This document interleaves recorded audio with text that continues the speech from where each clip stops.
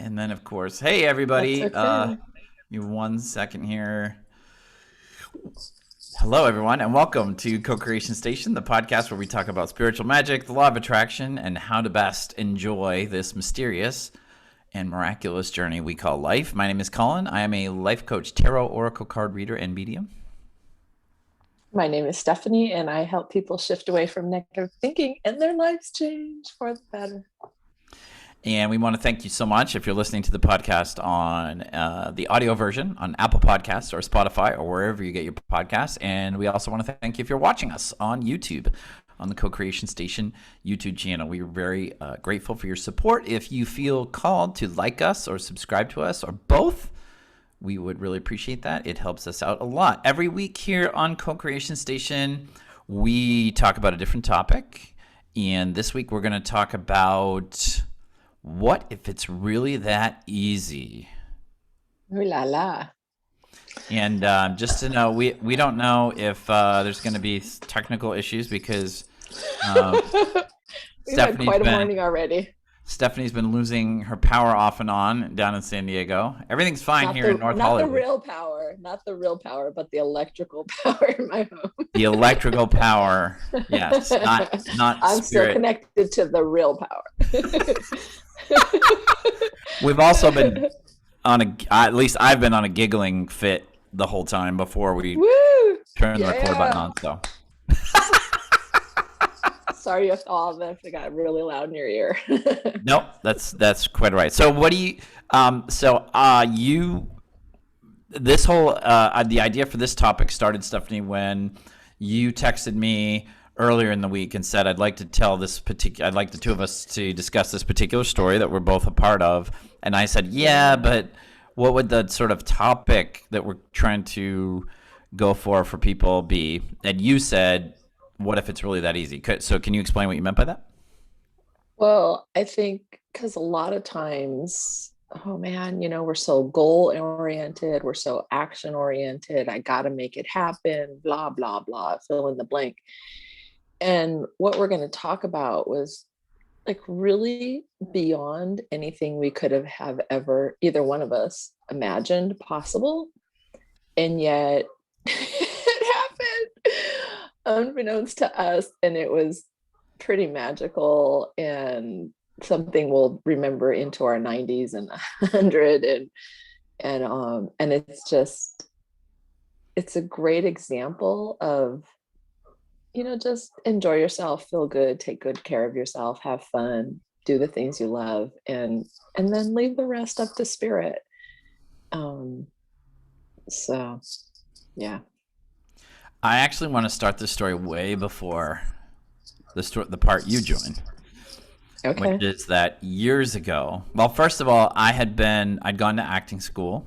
I'd gotten a Master of Fine Arts degree in acting years ago. And I did a lot of one of my favorite things to do was improvising. I was my friend Eric had a comedy improv group that I was a part of for a while, which started out in Ohio and then moved to New York City when we all moved to New York City. And I started my own group in Ohio when I was there, doing what's called long form improv, where you just sort of like, there's no goal. You just sort of like get up there and everybody just improvises stuff until you feel like the story's over.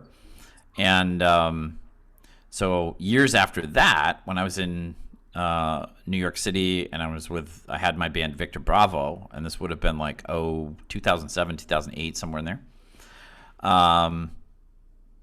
We were in rehearsal one time, and the drummer Dan at the time was doing this, like, we were just jamming at first. And then we just sort of evolved into doing this thing where I play this like really quiet, pretty part. I mean, we were a really hardcore punk rock band, so even our pretty part was kind of like a little abrasive, but there was this really slow, pretty part.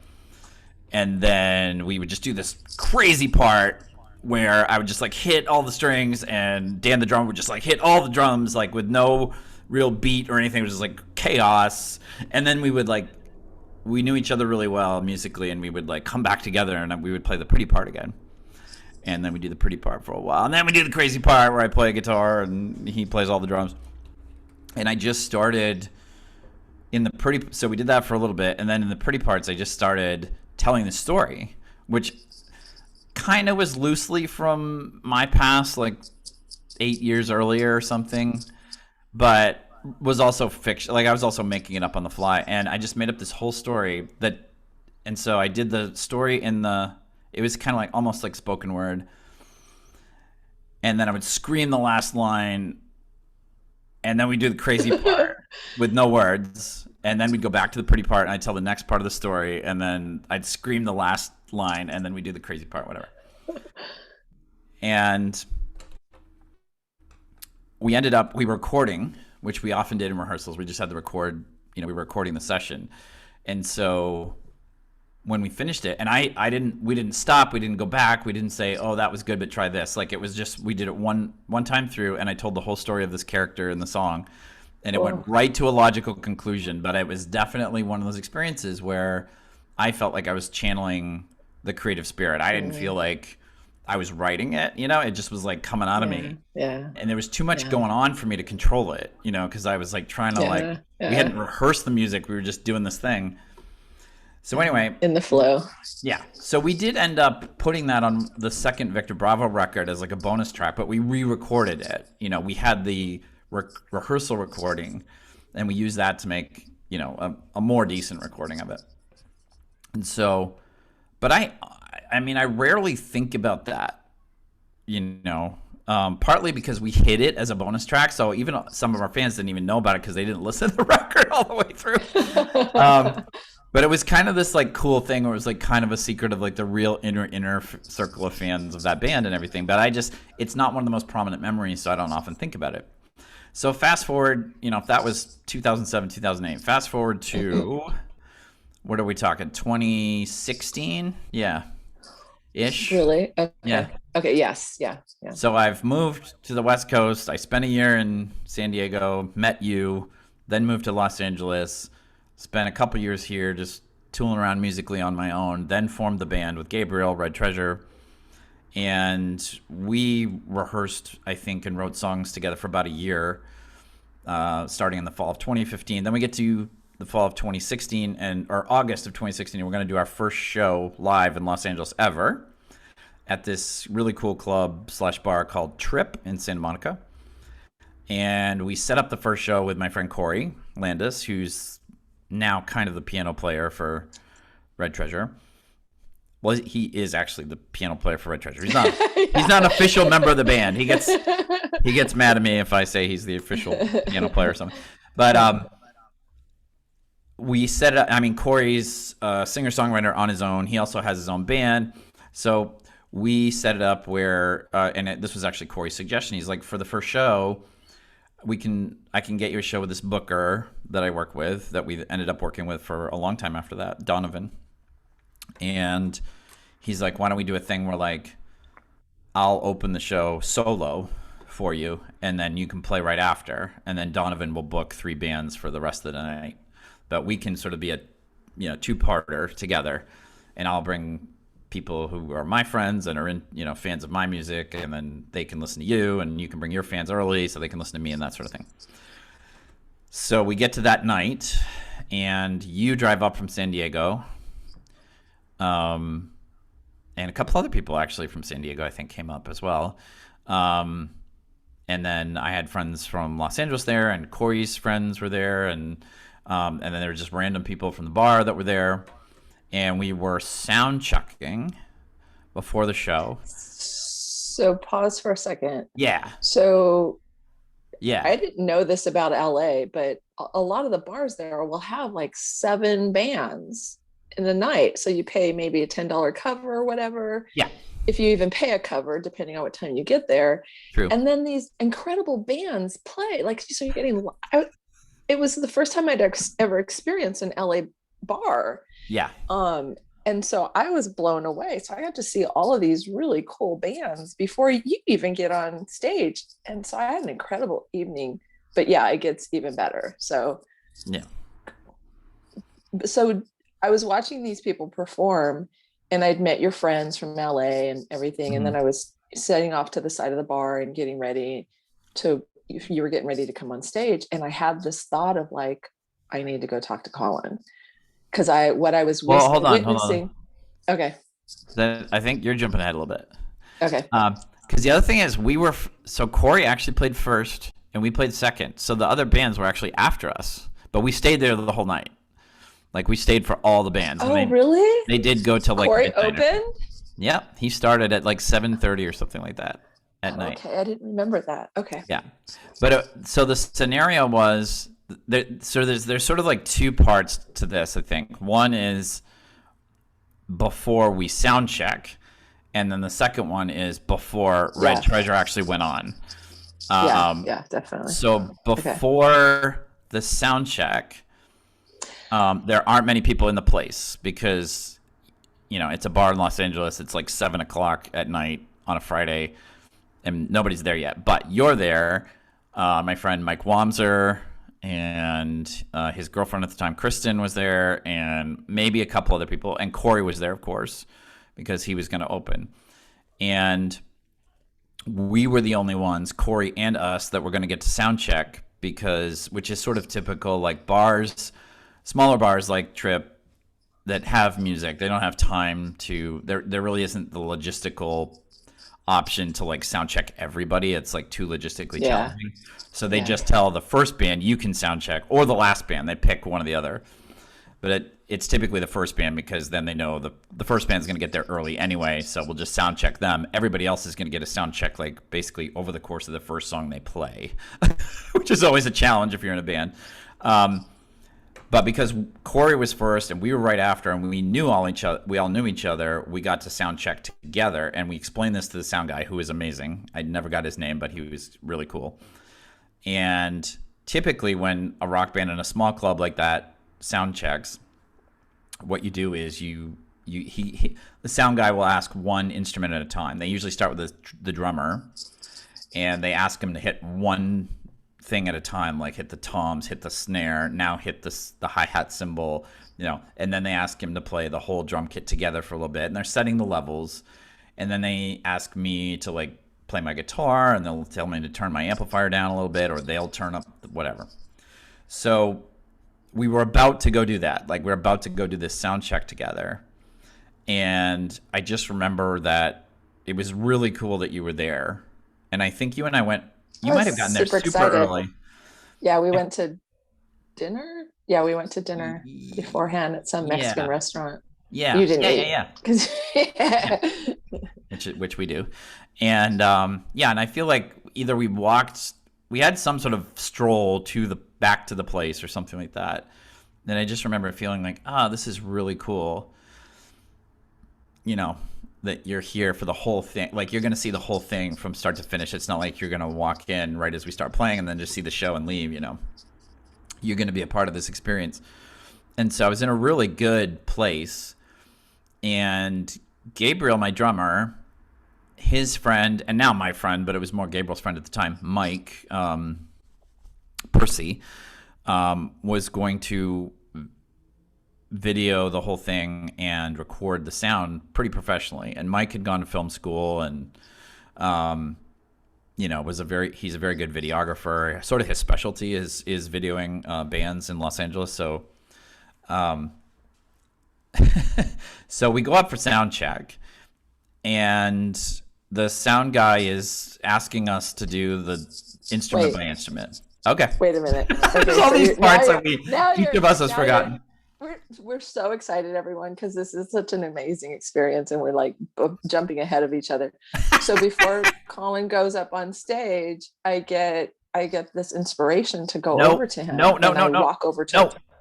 No, you're jumping ahead. You had already gone up to sound check? Really? See, this is the thing. There's two parts. Okay. Yeah, there's two parts before something happens, because there's before the sound check, and then there's before Red Treasure plays. I think if we need to go back and redo it, we can, but I think I'm right. So we're sound checking, and the only people in the place are you and Mike Wamser and his girlfriend at the time, Kristen, and I think his other friend, and oh my gosh, I feel terrible because I know him really well, and I'm blanking on his name, Jerry. Jerry was also there. And So you're sitting at the table with Mike, Kristen, and Jerry, and I'm up on stage, and the sound guy's asking Gabe to hit his drums, and then hit him individually, and then hit them all together. Corey's on stage to test his piano and his electric piano and his vocals for his set, and then the guy asks me to check my guitar and my vocals.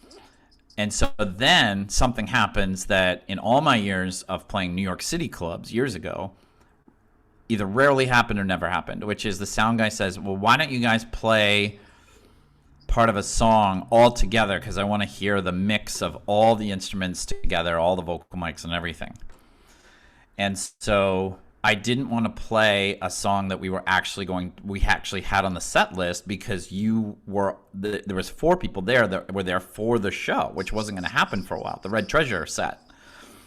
And so my vague recollection is that I just turned to Corey or something and said something like, can you jam in F, like the key of F? Okay, yeah, you've definitely missed this very important part. So you hadn't gone up stage yet. I had. Because are you? So then you went back and sat at the bar after this part, and then the big thing happened. Yes. Really? Yes. Okay. Yes. Okay. Yeah. Okay. Cool. I know, it's weird. I think part of why we spliced it together is, and this is just a theory, but like I was so happy that entire night that it is one of those things for me where the practical time of like the clock time, of the earthly plane of existence was not the most important thing. The chronological order of things was not actually the most important thing. Like it was just this night of wonderfulness. But no, I thought it all began at the sound check. And so when you're saying a sound check, then it's like, okay. Yeah, no. Okay. So I turned to Corey and I said, can you jam in the key of F? Which is hilarious. I don't, to this day, I don't know why I asked him that, because Corey's amazing. And of course he can jam in anything. Yeah. Like that's a question that Corey would need to ask me. Like, would you be capable of jamming in F? And I'd be like, I don't know, I'll try. And I think Corey has this wonderful way of, he's going to kill me if he sees this. He has this wonderful way of like, being just, I don't want to, he's not arrogant, but he just gives me a little bit of like, dude, did you really need to ask that? And so he gives me that look of like, yes, I can jam an F, that would be fine. So anyway, so I just start playing the F chord, and Corey starts playing piano, and Gabe just comes right in, and ostensibly we're just sound checking, right? But what I realize is I love playing with Corey. He's not a full member of our band. He is playing with us primarily because we did this thing of scheduling the show together. He's played with us other times since, but it is pretty rare. He's super busy. He's an actor. He's a singer-songwriter. He's got his own thing solo. He's got his own band, so he's got a lot going on.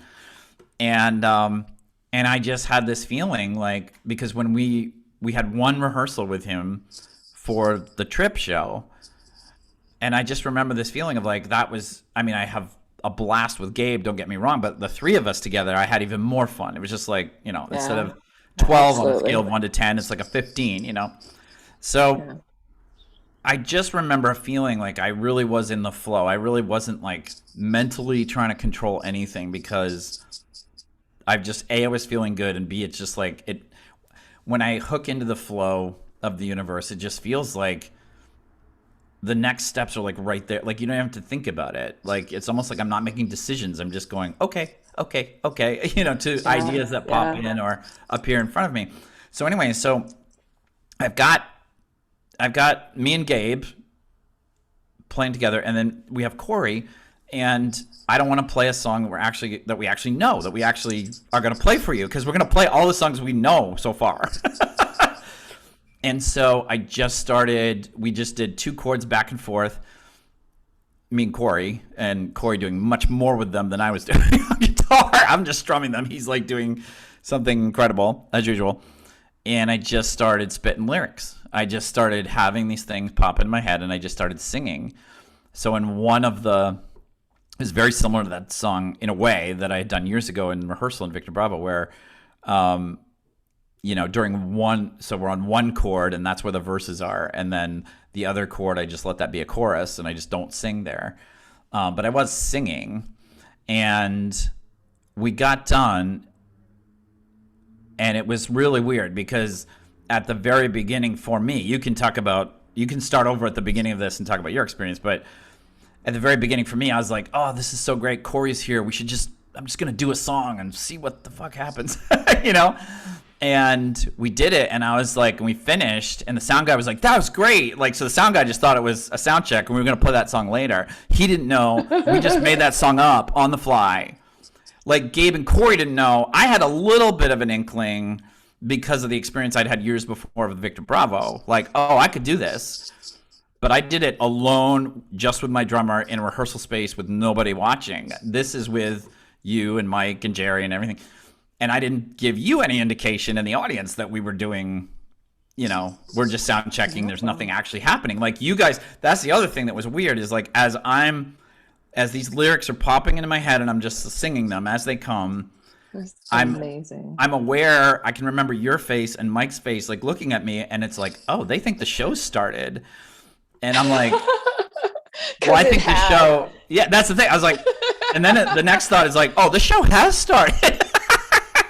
Like we've taken this off the rails a little bit. It was supposed to be a sound check and right. You were so in the flow. Yeah. And Corey is so talented and so is Gabe that they just went along right with you and you had written on the fly a song.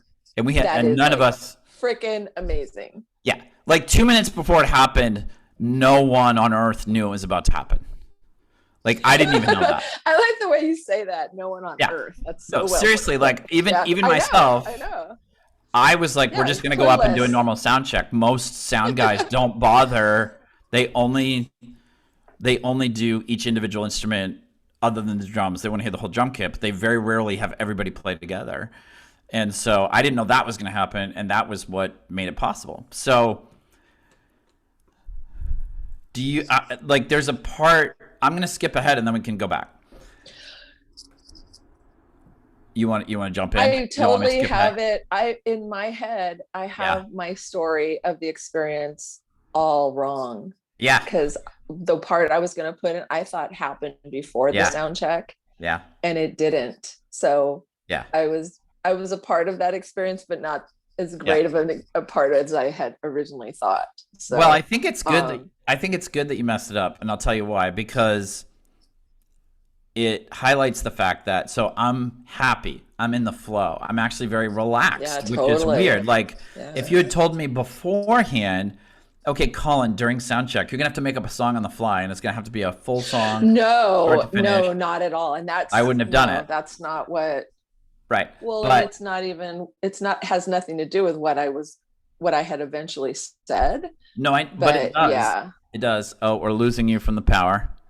Oh, you're back. Yeah, I've got like 20% on my battery unless my power goes back on. And we have 6 minutes also because we have the time. Anyway, let me just say this real quick. Okay. I get off stage from the sound check, and then the stage has to get rearranged a little bit because Corey's going to play solo. He's going to play piano, electric piano, and sing his songs for a while. And he's going to do a set before Red Treasure. Me and Gabe primarily do a set. And Corey's going to join us for one song, but it's basically going to be me and Gabe. In that space, in that little period of time, I start to get nervous. I start to get uncomfortable. I'm still happy, but I go to the bar, and I ended up sitting at the very end of the bar near the front entrance.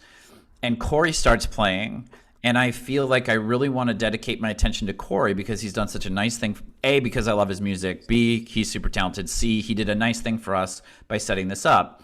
But what was not anticipated was Corey's set ends up being the period of time where most of people who have come for the show enter the bar.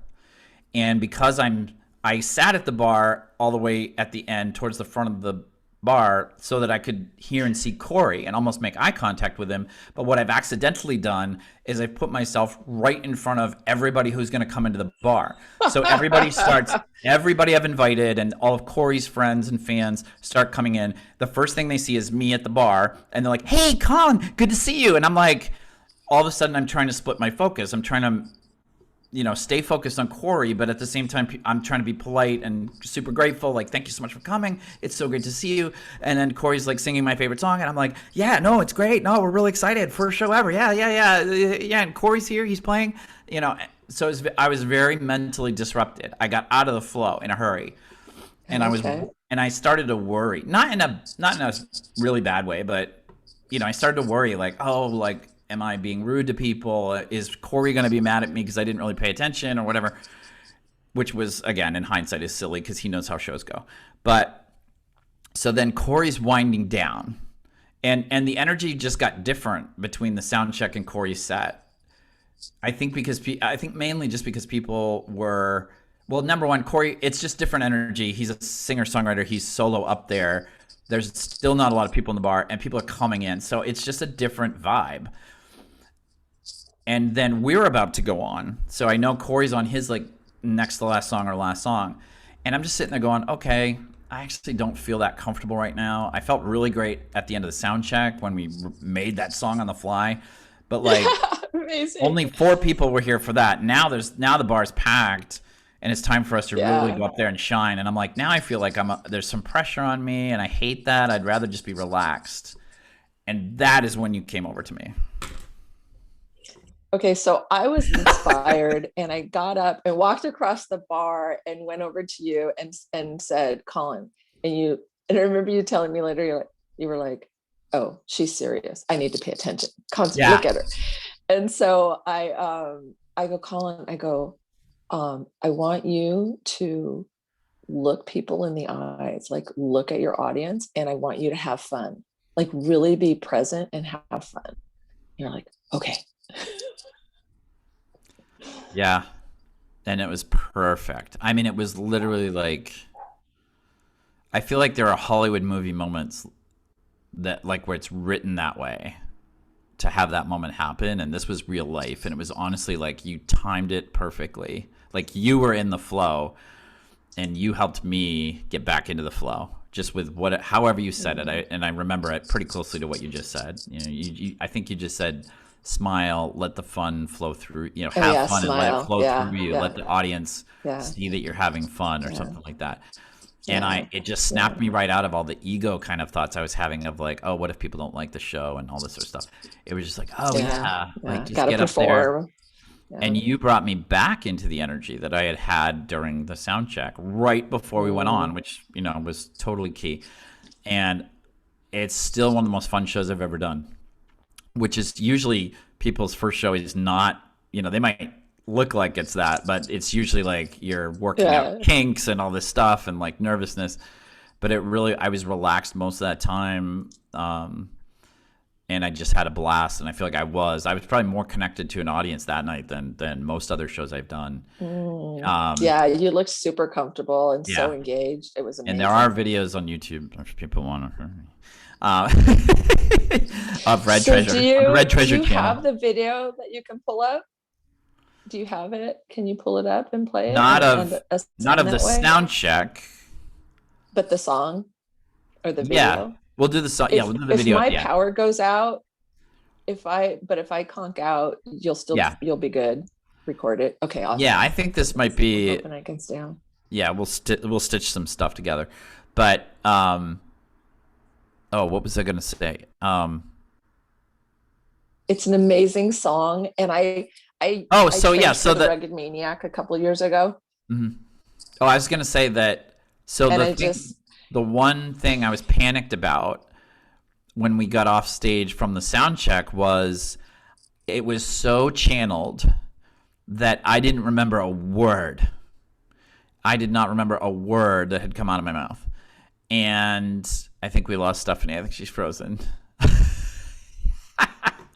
Oh, but she's coming back. She's coming back. All right, you're back? You're muted, but you're back. You're muted. I'm at 15%. Oh my gosh. My power's still not on yet. All right. So shoot. Know what's going on in San Diego with the power outage? We'll have to figure that out later. I have no idea. But anyway, when I got off stage from the sound check, I was panicked because I did not remember a single word that had come out of my mouth to create that song. And my only hope was that Mike Percy, who had been setting up his audio equipment and video equipment, had the record button on. And I don't know if it was that night or the following Monday when I contacted him, and he said, I'll have to check. I don't know. And I was like, oh.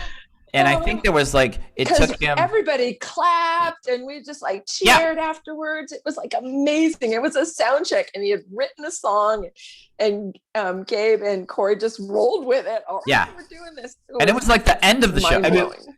I mean, the other weird thing is, so basically Red Treasure had 2 shows that night. We did one song, which we made up on the fly. And it really did sound as a place like the end of a show because everybody's like, woo, you know, and it's like, oh yeah, totally. And we did get off stage, but then that wasn't our real set. So then we got up and did a real set and then, you know, whatever. But so Mike, I mean, God bless him, but he, you know, he's a busy guy and he had a lot going on. And I think it took him at least 24 hours to check to see if he had it. And I'm sitting there for 24 hours, like almost thinking about nothing else. Like, oh my God, like if Mike didn't record that, I'm not mad at him because there was I didn't tell anybody. We didn't know it was going to happen. Like, but I was like, oh my God, I hope he recorded it. And he said, you know, and then he emails me or texts me or something and says, dude, I got it. And I was like, the whole thing? And he's like, the whole thing, I got it on audio. And I was like, oh. So that was like a huge relief and seemed like, you know, again, the universe knowing that it needed to be recorded and making sure Mike was testing because he was just testing at that point. He didn't know. He felt like it was a sound check. There was no reason for him to record, but he needed to test his audio equipment. He just happened to be testing the audio equipment at that moment and left the record button on. Thank you. And so amazing. So when we get to recording the second Red Treasure album professionally in the studio at LAFX in North Hollywood, we know we're going to put that on the record, and Gabe and I are talking about it, you know, before we do the session, and we're like talking about the fact of, do we change anything? And I was basically like, I don't think so, man. Like, there's these little foibles and stuff in the recording, the live recording from the show that you can hear, but I'm like, I love all of them. Like, I love all the little foibles. And the only thing we really did to change it at all was that Gabe and I wrote a lead guitar part together, which also was total flow. It took us several rehearsals to do it, but Gabe brought in his electric guitar, and he's an amazing guitarist in addition to everything else. And I don't know why we did it this way, but it was basically like I heard it in my head, again, channeling it, and I would like sing it a cappella to Gabe, and he would figure it out on his guitar and play it, and I'd be like, yep, that's right. Wow. And that's the only thing, which was also super fun. Like, and we didn't know we would be doing that. And so that's the only thing we added. But when we put it on the record, it's basically, so I mean, now we have the audio of when we created it out of thin air, and we have the professional recording. And if you didn't watch this episode and you didn't know anything about it, you would swear that the live recording is like a year after we put it on the record, and us playing it pretty well. You know, and people going amazing. Wild at the end. And so I mean, the whole thing. So then the final part of this is that I've been wanting to make a music video for so long, and we've been working with Mike, and we've tried to make a video for our song Only Human, and it just like people get busy and people have day jobs and all this stuff. And I went on Fiverr, and I was like, I really just want one of my songs from the band to like, for people to have a larger experience watching it online, you know, because it's just, you can listen to the song with like a black screen on YouTube or something, but it's not the same. And so I went on Fiverr. I found this guy in Israel who basically, just makes videos out of like found footage and stuff. Like he just makes it up. And I said, all right, we're going to take this song, Girl with the Silent Scream, which is the song we've been talking about. And I said, I just want you to make a music video. And my first thought was like, I'm going to let this dude run with it. I don't care what it looks like. Like, I'm just going to trust the universe.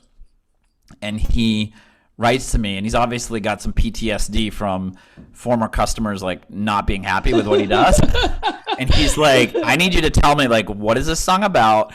artistically, what do you want this to look like? Like, what's going on? And I just was like, I was like, because I had like pictures in my head and stuff, but I was like, I didn't really want to tell him those pictures because I'm like, then if he interprets those pictures differently, it's not going to match what I had in my head and whatever.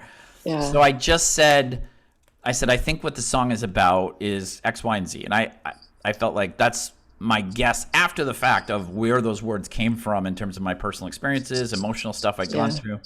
Yeah. And a couple days later, I mean, it was so fast. A couple days later, I'm at home. It's like lunchtime. And I check my email, and he's like, "Oh, I finished the video. I want to see what you think of it." And I just got so nervous. Again, I was so frightened because I was like, "Oh, like I gave him so much power over my thing." Yeah, right. Like this total stranger in Israel, I don't know what he did. And I watched what he did, and it was honestly like he took what was in my mind and my imagination. Not only that, but also like took it to places that I couldn't have dreamed of. And the video to this day, I mean, I'm totally biased, obviously, but it's just one of my favorite things ever. It's and a I great can't video. believe what he did with it. It just The song's amazing and the video is incredible. And now that you Yeah. say that, because I didn't even think about the video version, but the whole story is freaking flow and ease and spirit and just like amazing. And look, like from start to finish, you had no goal, got to make this happen, blah, blah, blah. And yet everything was everything you want. All of it is everything you wanted and like blows your mind off the charts more than you would have asked for. Yeah. It's funny because I was thinking this morning about, I know we got to go, but I wish I had written down all the times I heard this in interviews and stuff, but like there are so many of the world's most popular songs, top 40 or whatever, that when you hear the story of them making the album was finished and something happened where the record label was like, well, there's not enough songs, we need just one more song to fill it out.